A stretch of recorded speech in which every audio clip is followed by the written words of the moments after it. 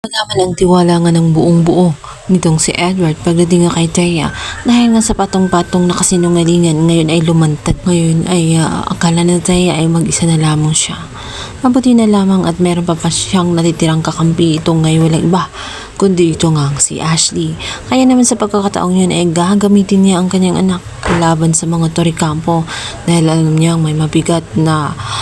posisyon ang kanyang anak dahil nga ito ay anak din ni Paulo at isa nga ito sa favorite na anak ni kaya naman natitiyak ni Thea na hindi siya magiging dihado dahil sa kadugungan nila itong si Ashley at alam niyang hindi ito pababayaan ng mga Toricampo at kapag hawak nga niya at napapasunod niya itong si Ashley ay muli siyang makakabalik sa mansyon ng Toricampo at magagawa niyang muli lahat ng gusto niya. Sa kabilang banda,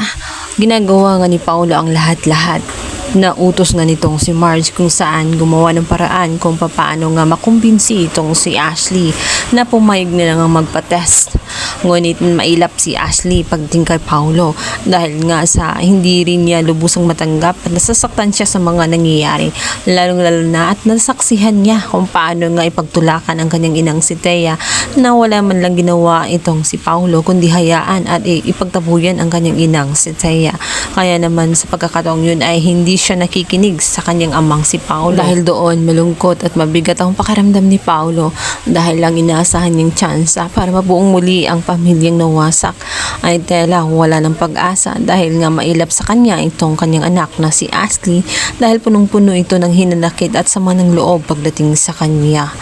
Kaya naman na wala na siyang magawa kundi sabihin na lamang dito kay Marge na ginawa na niya ang lahat subalit wala siyang nagawa sapagkat hindi nakikinig sa kanya itong si Ashley dahil litong-lito pa rin ito sa mga nangyayari. Kaya naman ipinabayan na niya sa kanyang ama. Alam niyang makakatulong si Greg